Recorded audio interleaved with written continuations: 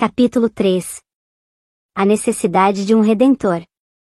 Explicamos, até agora, que toda a raça humana existiu no mundo anterior, na forma de seres espirituais, e que esta terra foi criada com o propósito de possibilitar a esses espíritos as experiências da mortalidade.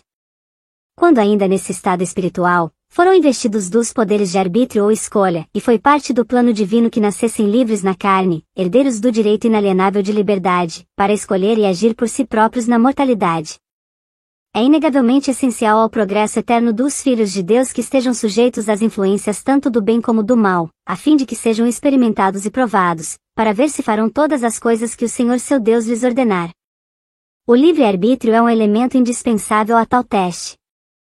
O Pai Eterno compreendeu bem as naturezas dissemelhantes e a variada capacidade de sua prole espiritual, e sua infinita presciência fez-lhe saber, mesmo no começo, que na escola da vida alguns de seus filhos venceriam e outros falhariam, alguns seriam fiéis, outros falsos, alguns escolheriam o bem, outros o mal, alguns procurariam o caminho da vida, enquanto outros escolheriam a estrada que leva à destruição. Ademais, previu que a morte entraria no mundo e que a posse de corpos pelos seus filhos seria de breve duração individual. Viu que seus mandamentos seriam desobedecidos e sua lei violada, e que os homens, expulsos de sua presença e sozinhos, sucumbiriam em vez de se elevarem, regrediriam em vez de progredirem, e seriam perdidos para os céus. Era necessário prover-se o meio de redenção, pelo qual o homem pecador pudesse fazer reparações e, cumprindo a lei estabelecida, ser salvo e alcançar exaltação nos mundos eternos. O poder da morte deveria ser sobrepujado de forma que, embora tivessem necessidade de morrer, vivessem novamente, com seus espíritos revestidos de corpos imortalizados, sobre os quais a morte não poderia novamente prevalecer. Que a ignorância e irreflexão não nos guiem ao erro de supormos que a presciência do Pai quanto ao que aconteceria, em dadas condições, haja determinado que o mesmo acontecesse. Não era seu desígnio que as almas dos homens se perdessem, pelo contrário, era e a sua obra e glória levar a efeito a imortalidade e vida eterna do homem. Não obstante, ele viu o mal em que seus filhos por certo cairiam, e com infinito amor e misericórdia, estabeleceu meios para evitar o terrível efeito, com a condição de que o transgressor decidisse beneficiar-se dos mesmos. A oferta do primogênito de estabelecer, através de seu próprio ministério entre os homens, o evangelho de salvação e de sacrificar-se, através de trabalho, humilhação e sofrimento mesmo até a morte, foi aceita, tornando-se o plano preordenado de redenção do homem da morte. De sua eventual salvação dos efeitos do pecado e de sua possível exaltação através de atos virtuosos. Segundo o plano adotado no conselho dos deuses, o homem foi criado como espírito dotado de corpo, seu tabernáculo de carne foi composto de elementos terrenos. Recebeu mandamentos e leis, tendo liberdade para obedecer ou não, sob a condição justa e inevitável de que deveria gozar ou sofrer os resultados naturais de sua escolha. Adão, o primeiro homem colocado sobre a terra em seguimento ao plano estabelecido, e Eva, que lhe foi dada como companheira e associada, indispensável à missão a ele designada de povoar a terra, desobedeceram ao mandamento expresso de Deus, causando a queda do homem, com a qual foi iniciado o estado atual, que tem a morte como um dos seus elementos essenciais. Não nos propomos a considerar aqui, extensamente, a doutrina da queda. Para a presente discussão, é suficiente verificar a realidade da importante ocorrência e suas assombrosas consequências. A mulher foi enganada e, em direta violação ao mandamento e conselho, partilhou do alimento que havia sido proibido e, como resultado desse ato, seu corpo degenerou-se, tornando-se sujeito à morte. Adão compreendeu a disparidade que havia surgido entre si e sua companheira e, percebendo ainda que de maneira incompleta a situação, acompanhou-a em sua desobediência, tornando-se, assim, seu parceiro na degeneração corporal.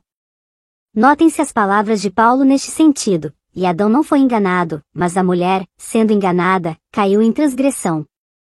O homem e a mulher tornaram-se mortais, condescendendo no uso de alimento inadequado à sua natureza e condição, contra o qual havia sido especificamente advertido, e como resultado inevitável da sua desobediência à lei e mandamento divino, tornaram-se sujeitos a enfermidades físicas e fraquezas corporais, que se transformaram em herança natural da humanidade, desde essa época. Aqueles corpos, que antes da queda haviam sido perfeitos em forma e funcionamento, estavam agora sujeitos a eventual dissolução ou morte.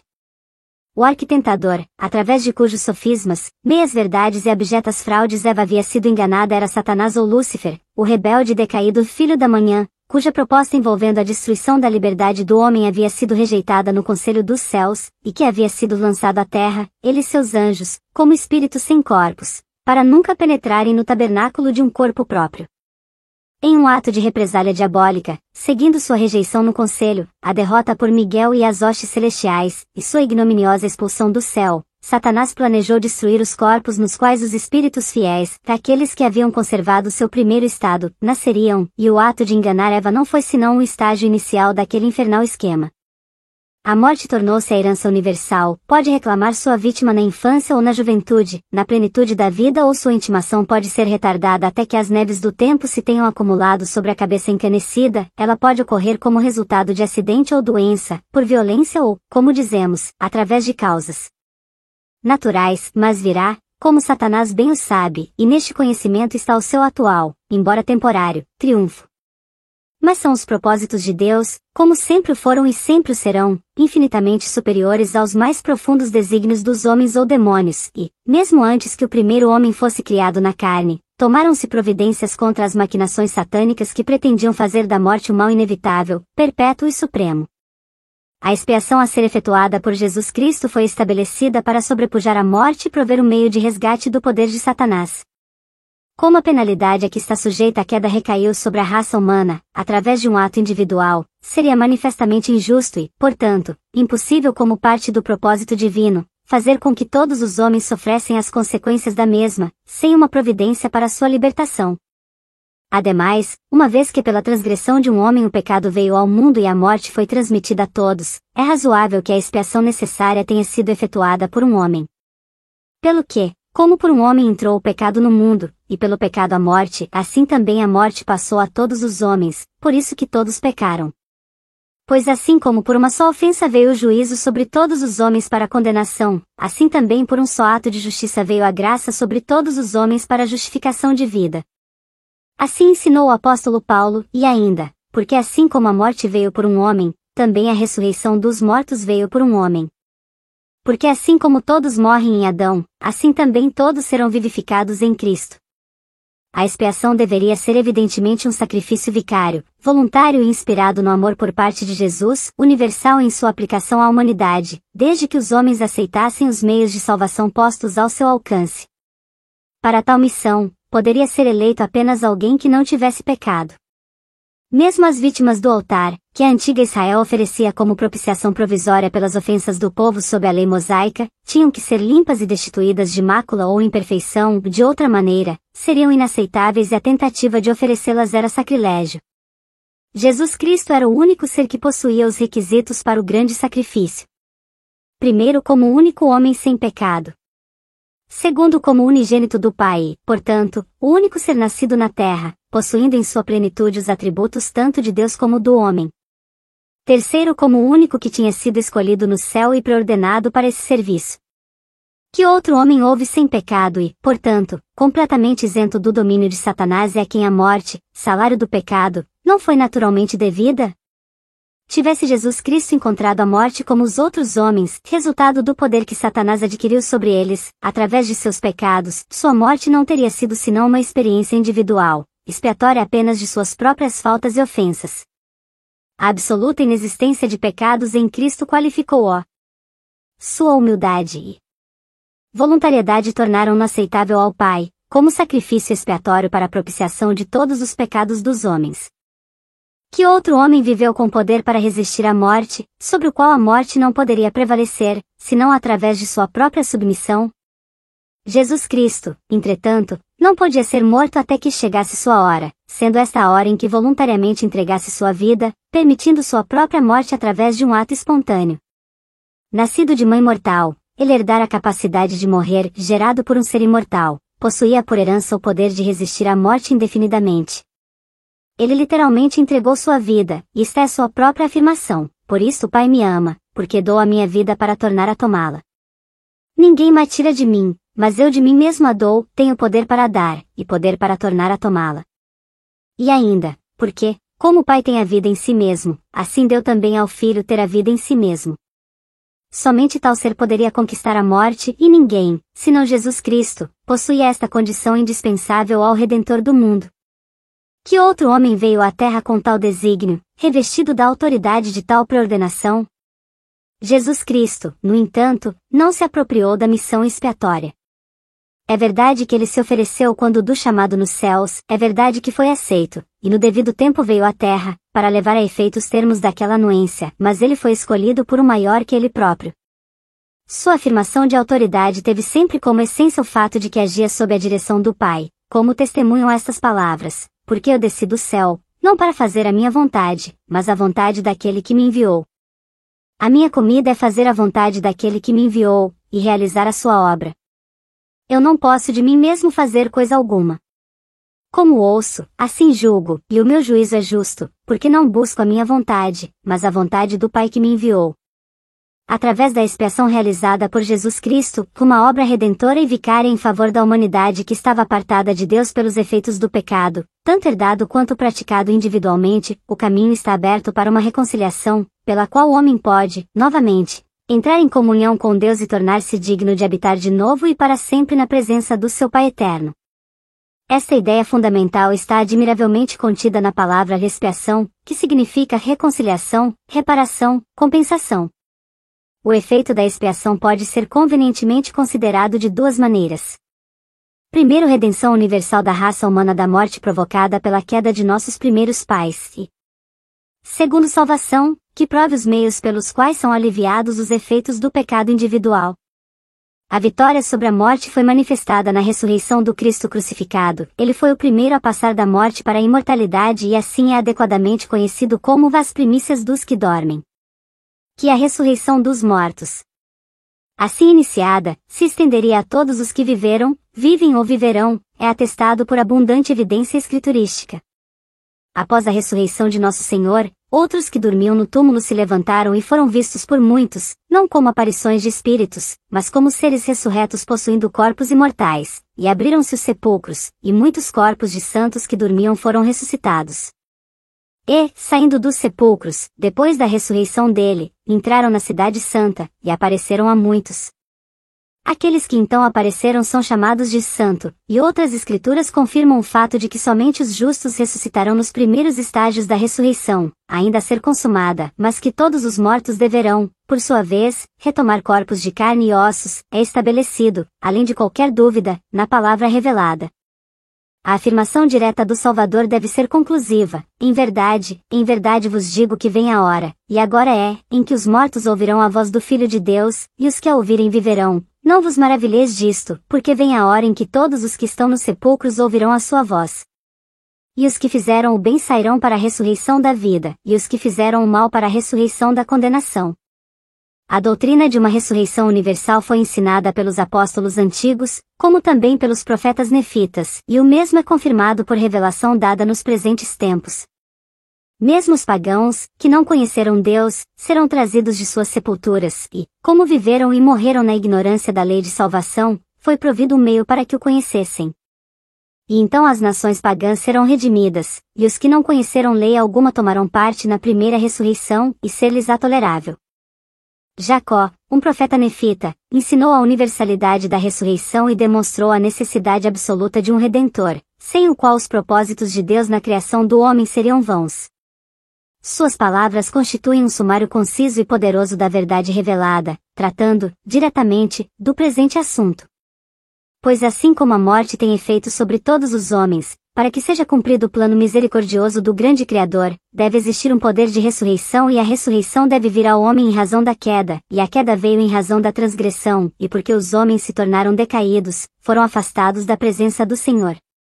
Portanto é necessário que haja uma expiação infinita, porque se a expiação não fosse infinita, esta corrupção não poderia revestir-se de incorrupção. Portanto o primeiro julgamento que recaiu sobre o homem deveria ter durado eternamente. E se assim fosse, esta carne teria que apodrecer e desfazer-se em sua terra-mãe, para não mais se levantar. Oh! A sabedoria de Deus, sua misericórdia e graça. Pois eis que se a carne não mais se levantasse, nossos espíritos estariam à mercê daquele anjo que caiu da presença do eterno Deus e tornou-se o diabo, para não mais se levantar. E nosso espírito deveria tornar-se como ele e nós nos tornaríamos diabos, anjos de um diabo, a fim de sermos afastados da presença de nosso Deus e permanecermos com o pai das mentiras, em miséria, como ele mesmo, sim, como aquele ser que enganou nossos primeiros pais, que se transformou quase em um anjo de luz e incita os filhos dos homens a combinações secretas de crimes e de toda sorte de obras secretas das trevas. Oh! Quão grande é a bondade de nosso Deus, que prepara um caminho para nossa fuga das garras desse terrível monstro, sim, aquele monstro, morte e inferno, que eu chamo morte do corpo e também morte do espírito. E por causa do caminho de libertação de nosso Deus, o Santo de Israel, essa morte da qual falei, que é a física, libertará seus mortos, essa morte é a sepultura. E essa morte da qual falei, que é a morte espiritual, libertará seus mortos, e essa morte espiritual é o inferno, portanto, morte e inferno deverão libertar seus mortos, e o inferno deverá libertar seus espíritos cativos e a sepultura deverá libertar seus corpos cativos, e o corpo e o espírito dos homens serão restituídos um ao outro, e é pelo poder da ressurreição do Santo de Israel. Oh! Quão grande é o plano de nosso Deus! Porque, por outro lado, o paraíso de Deus deverá libertar os espíritos dos justos, e a sepultura, libertar os corpos dos justos, e o espírito e o corpo serão reunidos novamente e todos os homens tornar-se-ão incorruptíveis e imortais e serão almas viventes, tendo um perfeito conhecimento como nós na carne, com a diferença de que o nosso conhecimento será perfeito. A observância da expiação na falta individual, tornando possível ao pecador ser absolvido, através do cumprimento das leis e ordenanças constantes do Evangelho de Jesus Cristo, é atestada de maneira conclusiva pela Escritura. Uma vez que o perdão dos pecados não pode ser assegurado de outra maneira, não havendo no céu ou na terra outro nome a não ser o de Jesus Cristo, pelo qual os filhos dos homens serão salvos, toda alma necessita da mediação do Salvador, pois todos são pecadores. Porque todos pecaram e destituídos estão da glória de Deus, disse Paulo, e João, o apóstolo, adicionou seu testemunho com estas palavras: se dissermos que não temos pecado, enganamo-nos a nós mesmos, e não há verdade em nós. Quem duvidará da justiça de Deus, que nega salvação a todos os que não cumprem as condições prescritas, através das quais, unicamente, poderá essa salvação ser obtida? Cristo é a causa de eterna salvação para todos os que lhe obedecem, e Deus recompensará cada um segundo as suas obras, a saber, a vida eterna aos que, com perseverança em fazer bem, procuram glória, e honra e incorrupção, mas a indignação e a ira aos que são contenciosos, e desobedientes à verdade e obedientes à iniquidade, tribulação e angústia sobre toda a alma do homem que obra o mal. Tal, portanto, é a necessidade de um Redentor, pois, sem ele, a humanidade permaneceria para sempre no estado decaído, perdendo, inevitavelmente, toda a esperança de progresso eterno. A provação mortal representa uma oportunidade de progresso, mas tão grandes são as dificuldades e os perigos, tão forte é a influência do mal no mundo, e tão fraca é a resistência do homem, que, sem o auxílio de um poder superior ao da humanidade, nenhuma alma encontrará seu caminho de volta a Deus de quem veio. A necessidade de um Redentor reside na incapacidade do homem de se elevar do plano temporal para o espiritual, do reino inferior para o superior. Encontramos analogias desta concepção no mundo natural. Reconhecemos uma distinção fundamental entre a matéria inanimada e a matéria viva, entre o inorgânico e o orgânico, entre o mineral sem vida de um lado e a planta ou animal vivente de outro.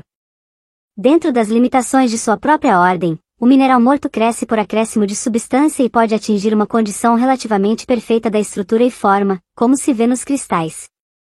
Mas o mineral, embora trabalhado favoravelmente pelas forças da natureza, luz, calor, energia elétrica e outras, nunca pode tornar-se um organismo vivo, nem podem os elementos mortos, através de qualquer processo de combinação química desassociado da vida, entrar nos tecidos da planta para se tornar parte da mesma.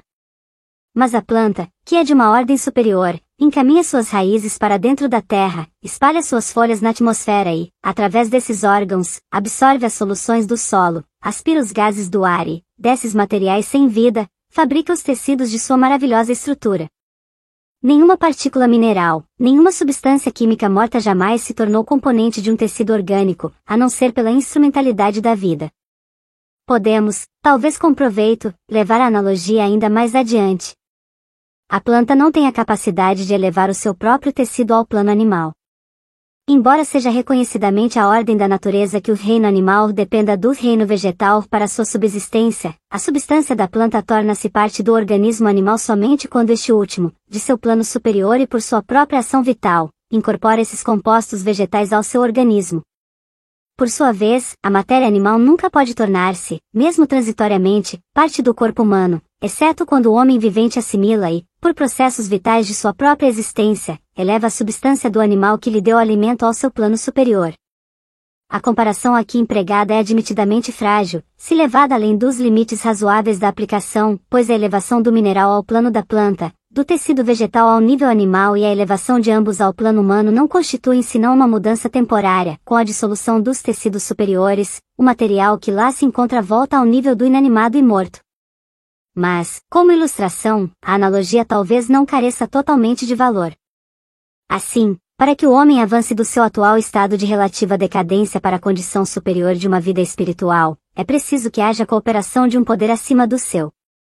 Através da operação das leis que prevalecem no reino superior, o homem pode ser alcançado e elevado, não pode salvar a si mesmo por seu próprio esforço, sem auxílio. Um Redentor e Salvador da humanidade é, sem qualquer dúvida, essencial à realização do plano do Pai Eterno, levar a efeito a imortalidade e vida eterna do homem, e esse Redentor e Salvador é Jesus Cristo, além do qual não há e não pode haver outro. Notas do capítulo 3. Primeira nota: a presciência de Deus não é causa determinante. A respeito da presciência de Deus, que não seja dito que a onisciência divina é, por si mesma uma causa determinante, pela qual os acontecimentos devem inevitavelmente verificar-se. Um pai mortal, que conhece as fraquezas e defeitos de seu filho, pode em virtude desse conhecimento, predizer com amargura as calamidades e sofrimentos que esperam seu filho desobediente. Pode prever no futuro daquele ser a privação de bênçãos, que poderiam ter sido recebidas, a perda de posição, respeito próprio, reputação e honra. Até mesmo as sombras negras do cárcere de um criminoso e a escuridão da sepultura de um ébrio podem aparecer nas tristes visões da alma do pai dedicado. Entretanto, convencido por experiência da impossibilidade de conseguir a reforma daquele filho, prevê os terríveis acontecimentos do futuro e não encontra senão tristezas e angústias em sua visão. Poder-se-á dizer que o conhecimento antecipado do pai seja a causa da vida cheia de pecados do filho? O filho talvez já tenha alcançado a maturidade e seja senhor do seu próprio destino, exercendo o livre-arbítrio. O pai é impotente para controlar pela força ou dirigir por comando arbitrário e, embora fizesse, de boa vontade, qualquer esforço ou sacrifício para salvar seu filho da ruína iminente, teme pelo que parece ser uma terrível certeza. Mas, certamente, aquele pai preocupado e amante não contribui, com o seu conhecimento, para a obstinação de seu filho. Raciocinar de outra forma seria dizer que um pai negligente, que não se preocupa em estudar a natureza e o caráter de seu filho, que fecha os olhos às tendências pecaminosas e permanece em descuidada indiferença quanto ao provável futuro, está, pela sua própria insensibilidade, beneficiando o filho, porque sua falta de previsão não pode agir como causa contribuinte da delinquência. Nosso Pai Celestial tem completo conhecimento da natureza e disposição de cada um de seus filhos, um conhecimento adquirido por longa observação e experiência na eternidade passada em nossa infância anterior, um conhecimento que, comparado aos que adquirem os pais terrenos através da experiência mortal com seus filhos, mostra quão infinitesimal é este.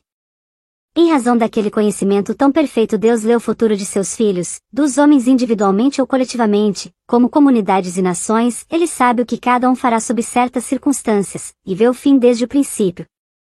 Sua presciência baseia-se na inteligência e na razão. Ele prevê o futuro como um estado que naturalmente e certamente ocorrerá, não como algo que tem de ser em virtude de ele próprio haver arbitrariamente desejado que assim fosse, do autor, A Grande Apostasia, página 26 e 27. Segunda nota: o homem é livre para escolher por si mesmo. O Pai das almas conferiu a seus filhos, desde o berço, o divino privilégio do livre-arbítrio. Ele não os controla e não os controlará por força arbitrária, não impele homem algum ao pecado, não força ninguém à retidão. Ao homem foi dada a liberdade para agir por si próprio e, associada a essa independência está a certeza de uma responsabilidade estrita e individual. No julgamento que teremos de enfrentar, todas as condições e circunstâncias de nossa vida serão consideradas. As tendências inatas devidas à hereditariedade, o efeito do ambiente, tendo sido mesmo conducente ao bem ou ao mal, os sadios ensinamentos da juventude ou a ausência de boa instrução, estes e todos os outros fatores contribuintes devem ser tomados em consideração, ao ser apresentado um veredito justo quanto à culpabilidade ou inocência da alma. Não obstante, a sabedoria divina torna claro qual será o resultado de tais condições agindo sobre as naturezas e disposições conhecidas dos homens, enquanto cada indivíduo é livre para escolher o bem ou o mal, dentro dos limites das muitas condições existentes e operantes. Do mesmo autor, A Grande Apostasia, página 21, ver também Regras de Fé, capítulo 3. Mesmo autor, A Grande Apostasia, página 21, ver também Regras de Fé, capítulo 3. Terceira nota, a queda, um processo de degeneração física. Uma revelação moderna, dada à Igreja em 1833 que se encontra em Doutrina e Convênios 89, prescreve regras para um viver reto, particularmente no que se refere ao uso de estimulantes, narcóticos e alimentos inadequados para o corpo.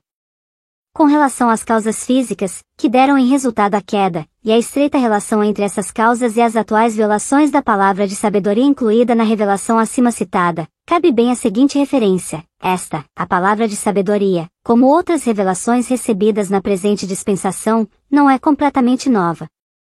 É tão antiga quanto a raça humana. O princípio da palavra de sabedoria foi revelado a Adão. Todos os fundamentos da palavra de sabedoria lhe foram dados a conhecer em seu estado imortal, antes que houvesse ingerido aquelas coisas que transformaram o seu corpo em coisa terrena. Ele foi advertido contra isso. Não lhe foi dito que tratasse seu corpo como algo a ser torturado. Não lhe foi dito que o considerasse da maneira que o faquir da Índia considera o seu corpo ou afirma considerá-lo, algo a ser menosprezado, mas foi-lhe dito que não ingerisse certas coisas que lhe estavam à mão. Foi-lhe avisado que, se o fizesse, seu corpo perderia o poder, que então possuía, de viver para sempre, tornando-se sujeito à morte.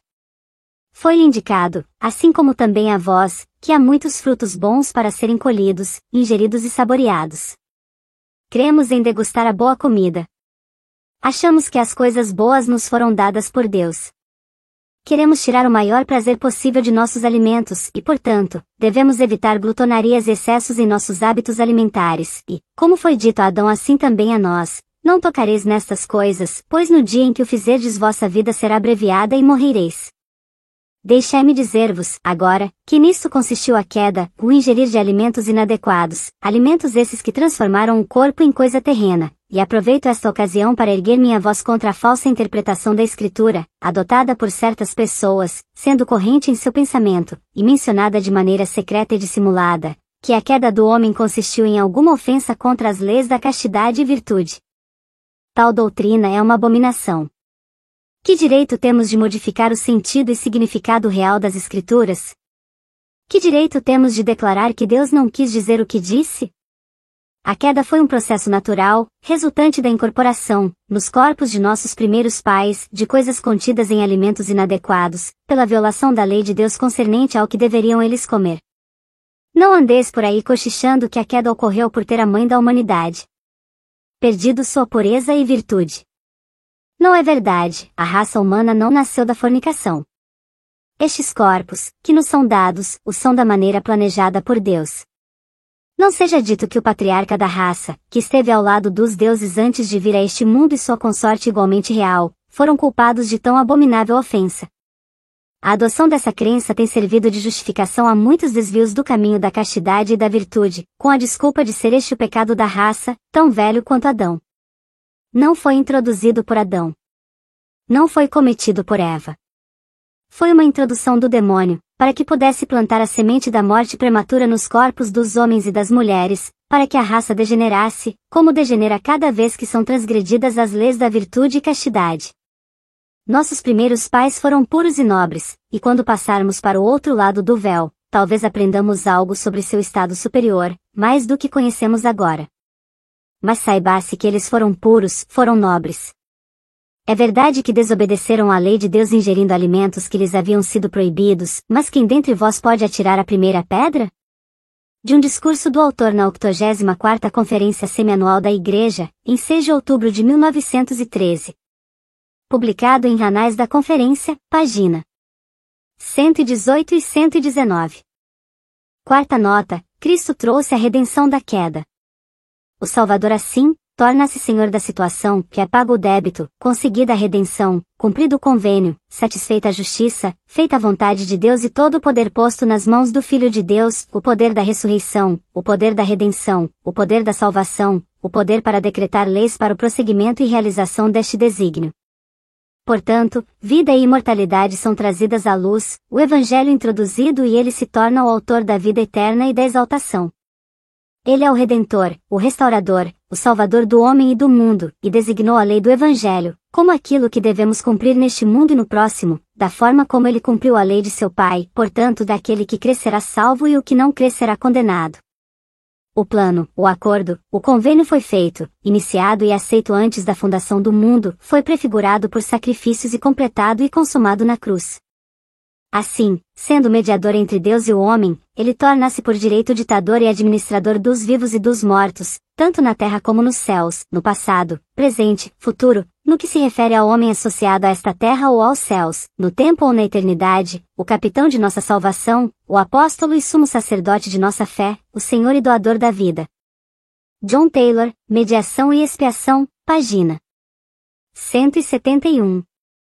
Quinta nota, redenção do efeito da queda. O mormonismo aceita a doutrina da queda e o relato da transgressão no Éden, como apresentados em Gênesis, mas afirma que ninguém, senão Adão, pode ou poderá responder pela desobediência de Adão, que a humanidade em geral está completamente absolvida da responsabilidade daquele pecado original, e que cada um terá que prestar contas apenas de suas próprias transgressões, que Deus tinha presciência da queda, que a mesma foi usada como meio pelo qual se inaugurou a indispensável condição de mortalidade, e que um Redentor foi provido antes que o mundo existisse, que a salvação geral, no que se refere à redenção dos efeitos da queda, é dada a todos sem que a busquem, mas que a salvação individual ou libertação dos efeitos dos pecados pessoais deve ser conquistada pela fé e obras de cada pessoa através da redenção efetuada por Jesus Cristo.